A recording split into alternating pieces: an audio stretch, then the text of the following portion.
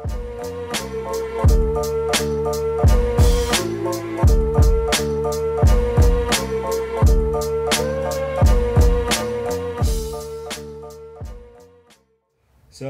hi everyone. We're gonna do something a bit unusual here. We're sitting in Costa Rica at the Volcán Azul farm with Alejo, a long-time April partner farmer, with Rasmus, April team member, and student, which he's gonna very soon tell you guys more about, because what we're actually doing now for this recording is having Rasmus push his new university project, more or less, master thesis that he's writing about. He will tell you about it. And he's going to just basically ask a few questions to Alejo. Alejo is going to answer. I'm going to basically sit here quiet. Maybe I ask something if that's okay. I don't know. What do you think, Rasmus? Easy. If there's any question marks. We think this is really interesting because it's a very important part of farming, and April wants to learn more about this. So it's more April wants to learn, and we're going to listen, right? But Rasmus, if you do just a short introduction, and then just do your thing, and I'm just gonna sit here. Yes. So I'm doing my master's thesis in agriculture these days, and my main focus for my thesis will be hybrid vigor and resistant varietals, basically. So what we're doing now is that I'm basically just running over the farming practices with Alejo. So you really need to explore all the farming practices to be able to interpret quality of plants and quality of the coffee, of course. So this is mainly just going to be a bit of background of the farm, how they run things, and yeah, so I can work further on the varietals I want to work with. And I'm sort of sitting here with Alejo, which is going to be my partner farmer for the thesis.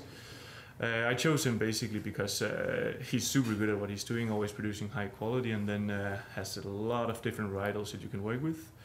Especially a new generation of first generation hybrids that are super interesting and very high yielding and high performance plants. So yes, what we're going to go through now is basically just all the farming practices, as I said. So Alejo, now it's happening. Basically now we walked around yesterday looking at different plots around here. We only went to not the entire farm, but what I saw was that mostly the same type of soil was going through the entire farm, right? So the soil that we find around here, which is, I mean, very porous kind of clay, I guess. Yeah. Is that what runs through the entirety of the farm here? There are some changes. It will also change depending on how slopey it is or how flat the land is. The flatter, we will have more organic material. If it's if it's steeper, maybe more of that organic material was washed before. So every single lot has its own particularities. All of it is volcanic sandy soil. Of course, there are areas with more rocks or different types. So yeah, when we are doing in each single lot, we have to take a test to the lab and see what type of soil do we have over there. Yeah, super good. That basically covered everything I wanted to ask you about, so that was nice. Then again, also when we walked around, especially because we walked around just 15 minutes ago, and there are some different weeds around here. Also when we went to see the San Isidro yesterday, which was a bit more than anywhere else. But do you know which weeds you're struggling with and how you're managing them? Yes, well, the weeds farmers used to see the weeds as a bad thing, but they're actually it's not good that we get rid of all the weeds from our farm. So we know that some of them are good. They also protect the plant, so the bugs will eat the not only the root from the tree from the coffee tree, but also from those types of weed. So and some of them they are very easy to get rid of. Those are the ones that we are trying to maintain inside the farm. There are other ones that are very aggressive, so we have to take care of them. So most of the grasses, they're a little bit more aggressive, so we have to take care a little bit. But how do you then manage that, taking care of those? So, like I was telling you before, the weeds are also good. They can also help us to take care of the soil. If So during the rainy season, well, yesterday we had rain, but this is not the rainy season. It rains really hard here, so we try to maintain a little, at least the width at a certain height. So we just cut the width. So there's someone with a motor thing to cut the we call it guarañas in Spanish. I don't know the word in English right now. But we maintain the width at a certain height. Now that we are in the harvest season, we have to use as the last one a little bit of herbicides. We're not using systemic herbicides anymore. The systemic ones are the ones that goes to the root of the plant. But we can also have problems with the coffee tree, so we're not using that type of herbicides anymore. We're just using some softer herbicides that they just control what they touch. They don't go into the soil. So and that's just to maintain very clean during the harvest season, because the coffee pickers, we don't want them to go to a place where there's a lot of wheat. And also they won't be able to pick the coffees, the cherries in a right way. Sure. All right. Next thing. Now, as you said before, there are some steeper hillsides around here, and then there's some flatter places. But in general, it's a very porous, sandy soil, right? So have you had any issues also during the rainy season, and at least now during the harvest season, where it actually rained yesterday, with erosion? Yeah. There was a big problem with erosion at this farm many years ago. Because of that, the soil is really soft, the rain is really strong. So yeah, that's why we once started planting a little bit of sugarcane. In the meanwhile, we planted back coffee, because with sugarcane you add a lot of organic material again to the soil. Because how it works is that you cut the sugarcane, and you leave all the leaves behind of the sugarcane, and then you will start making new organic material. Then we have to make trenches. We have to so the water doesn't get too strong when it's running through the plantation. So that's another way to help us against erosion. So yeah, it used to be a big issue. That's why we took that decision of planting sugarcane for a bit. Okay, super nice. Then again, also going around, now it's mainly just based on a very few things that we've seen now that we've been here. But there clearly is some, at least where we were yesterday and a few places where we were today, there is a few pests and diseases with different varietals. How often do you go around and manage that? I mean, is it a thing that you go around often checking for different leaf diseases or whatever? Yes, there are many pests and diseases that we have to take care of. If not, we're going to not only lose the quality of our coffee, but also our yield at the end. Yes. But our main issues are with fungus diseases. Here it's very humid during the rainy season, so we have a lot of fungus diseases. The main one right now is the leaf rust disease, which spreads out really fast. So we have to be monitoring our plantations really often. We have the advantage that we have over 40 varieties at this farm. So some of them are more resistant to some diseases. Some of them are more resistant to other diseases. Yep. So our diseases are not spreading out so fast as they used to when we only had Caturra, of course. For example. The leaf rust disease was really strong in Caturra. But yeah, we have to go around very often and spray for fungus as soon as we see the problem. The other pests we can have are some insects, but the main one is the broca that makes a hole inside the bean. But we are trying to control it first with traps. So we put a special alcohol inside a bottle, and it attracts the broca. So the broca will fly inside those traps, and we can control the populations that way. So we don't spray our plantations with any insecticide, because we believe that there has to be a balance between insects and bacteria inside our plantations. We get more beneficial things having all these different insects inside the plantations than just killing all of them. So we don't want to do that. It's good to keep up the biodiversity that way at least. Yeah, so we need to find ways to control some of the pests with those kind of things like the traps. Yeah, very good. So now you talked about the herbicides and stuff you're using, right? But my next point was one thing, fertilization. When do you fertilize and what do you base it on? I mean, what is your entire practice around fertilization? The most important thing is you have to know what you have, what you're lacking, what you naturally have in your field. So every year we take samples of our soil to the lab, and they're going to tell us what we are lacking, what we need to add. So every year we make 4 fertilizations. So the first one will be with organic material. We compost the pulp of the coffees.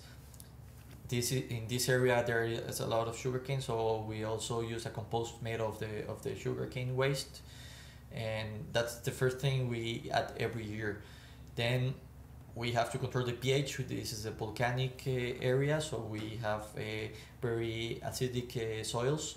So every year we add a lot of limestone. So, and after that, over that we have to add other nutrients. Magnesium is really important for coffee. Potassium is also really important, and in this area we are naturally lacking for both of them.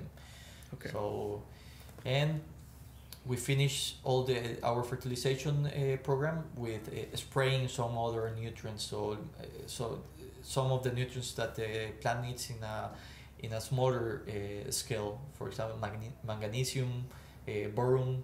Yeah. So things like that. But everything is based on the results of the soil tests we have, and we also test the leaves of the trees, so we can know what the plant is bringing up from soil. Very nice. Another thing that now, as you said, you had more than 40 different varietals around here. So from how many different places are you doing ground analysis, like soil analysis? In a farm like this, when we are taking a sample, we have to see that all is very similar, all that lot. So if we have one place that is very steep, we will just take one sample of that. It doesn't matter for us when we were taking the soil test. It can have different varieties in there. But what we're going to do is try to have an homogeneous sample, that all that lot is flat or all that lot is steep. Okay. So that's our criteria with that. But then also the fertilization is based on the yield of that. And so we will have, if we have a really high yield, we have to add a little bit more of nutrients, because then at the harvest we're going to bring out those nutrients from the soil. Okay. Very nice. That basically answered everything. We already talked about the pesticides and fungicides, so we're gonna go across that. Next thing is that, so you're every year planting new varietals here, basically, right? So when you plan on planting new varietals, what do you do in terms of preparing the soil? Or do you have any, I mean, do you like completely drain the soil of any plants that's there, or how do you prepare the soil for planting new varietals? We give the same treatment to the soil. Well, we will change a little bit depending on the variety, is the density that we plant the trees. So if it's a very big tree, we will plant it a little bit further apart, and we will have less trees per hectare. But when we are preparing a new soil, we first try to move the soil around so it's not so how do you say too hard the soil. Yeah. Then we add a lot of limestone again to when we are moving the soil around, and then try to give all the fertilization we can give to the plant so it can grow fast and strong. So basically we're giving the same treatment to every single variety we have here. Okay, so are you turning the soil by hand power?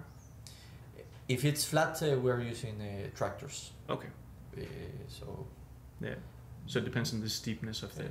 At this farm, like we can use tractors in maybe 85% of the farm.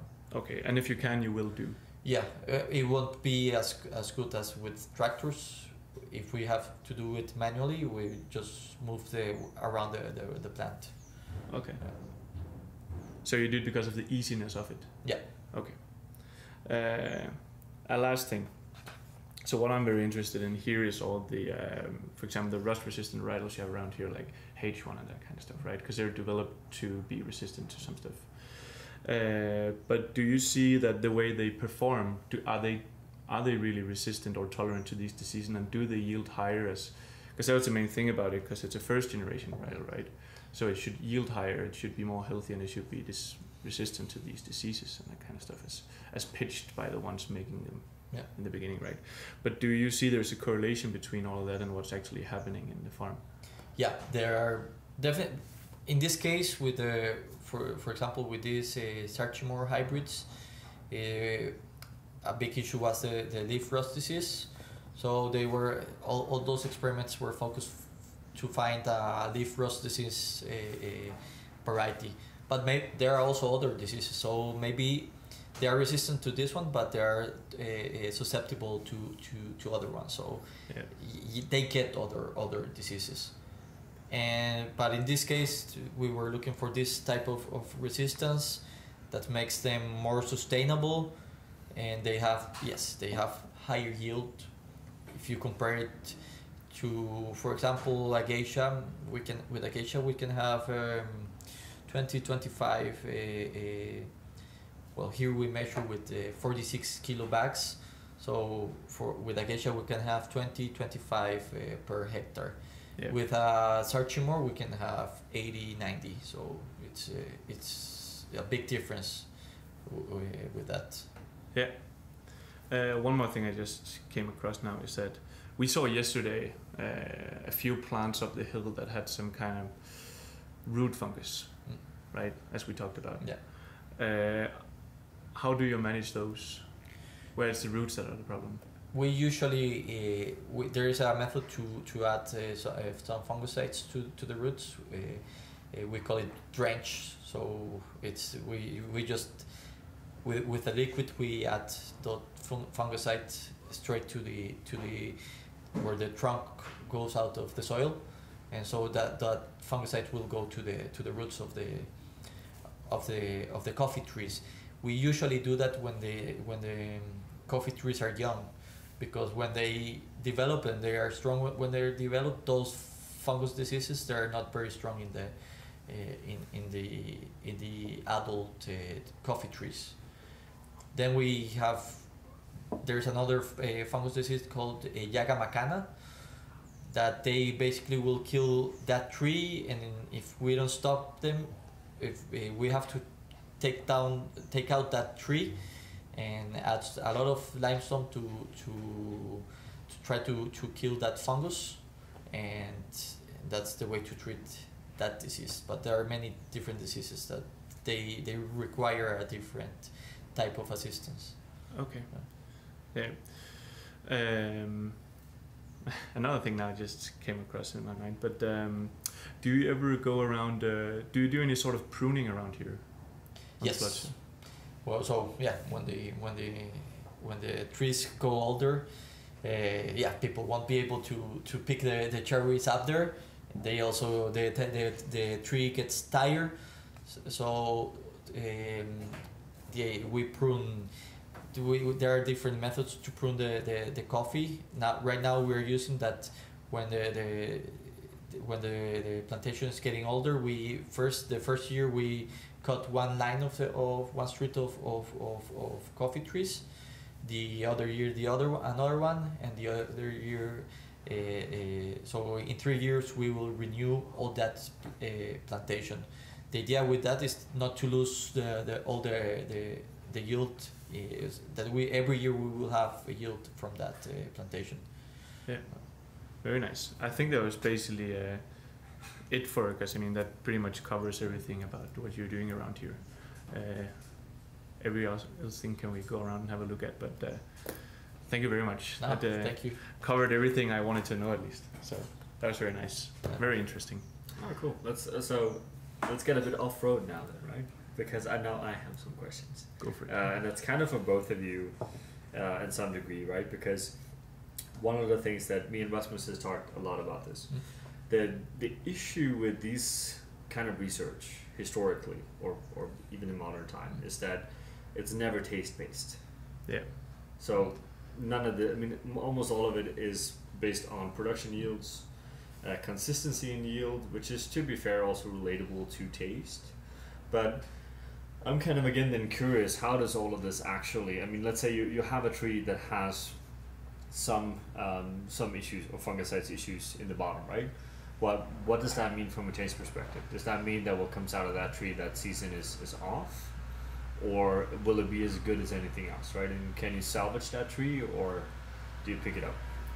You can't. If you have a big disease like the leaf rust disease, you will lose the quality at least 2 points in the score. Sure. So that's the issue here. If the tree is not healthy, the tree won't be able to give all the nutrients to the bean. And at the end, you want a strong bean, a more dense bean will give you more complexity in the cup. So there's a really close relationship between how healthy the tree is, how well fertilized it is. So that's the main thing. Yeah. The main thing, there's never been anyone doing this kind of research correlating it with quality, is mainly because of difficulty that comes with it. It's very easy to detect fungus disease and that kind of stuff and do fertilizers and then see physically that the yield is off this year because of diseases. But the thing is also the difficulty that comes with all the processing and preparing and then having a panel that's actually valid for tasting this coffee. So it's a difficulty that comes with the entire chain, going to the actual consumer and tasting the coffee. That is very difficult. So it's the complexity of it, I think that's the reason why there's not been deducted any science on it so far. Okay, well, you guys mentioned fertilizer quite a few times here, right?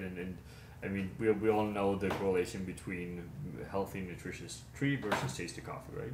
But I was just in Kenya not too long ago, and in a lot of places, in a lot of situations, what I see seems to be a case of over-fertilizing or over-stimulating the trees over a long time.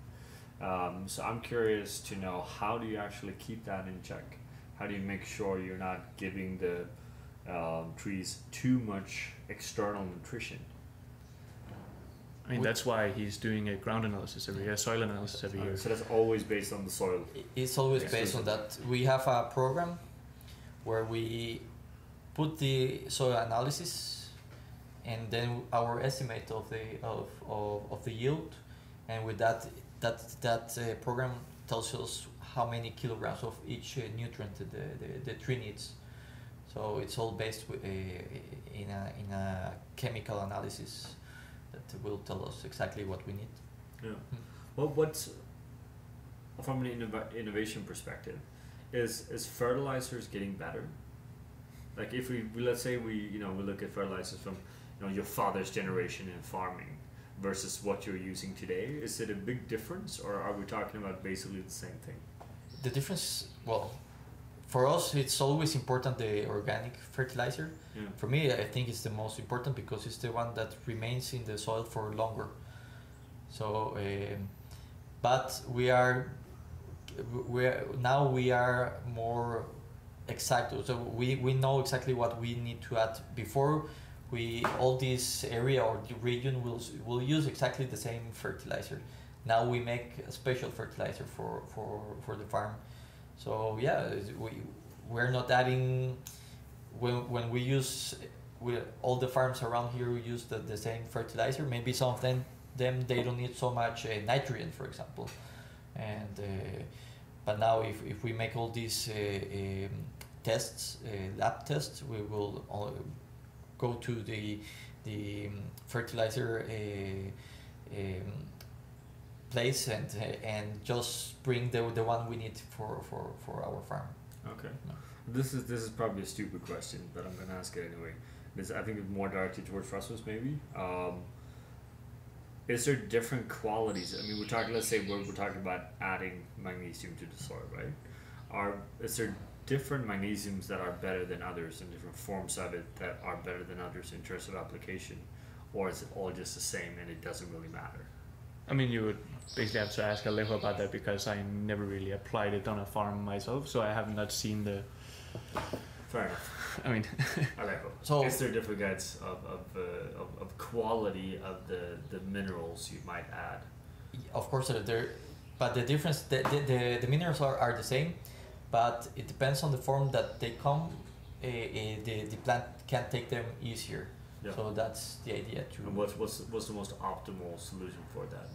There are many different. It depends on the nutrient, so it's a little bit more complex than that. The answer. Every single nutrient has a different source, and there are many ways to apply it. So it's a really difficult question to answer with just one answer. So Yeah, So- but because it sounded to me, and what you said before, that you make some kind of nutrient blend, Yeah. basically. So that seems like you're then basically applying all of those nutrients in the same way, if they're mixed together, right? Yeah, but no, it depends. For example, we know that we lack magnesium, so we are adding magnesium in different ways, and we know magnesium is really important for the tree. So we are adding not only in the fertilizer, we are also using it in our limestone. We were buying a special limestone that also has magnesium, Yeah. and we're also spraying magnesium with a different source. So we are attacking that problem by with three different types of applying the fertilizer. Amazing, super. I think that was all for me. I think, so what we're gonna do here, Dave, was that we're gonna try to continue to monitor this kind of Rasmus Alejo collaboration thing going on, right? Because it makes sense for us as we're longtime partners of Volcán Azul, and then Rasmus is part of the April team, right? I should state for the record here, like, this is an individual project from Rasmus that we're more than happy to support in the way we can, right? But it's in no way, April is not playing farmers here, right? We're just learning about farming, more or less. It's just important to state. Cool. Thank you, guys. Thank you. thank you.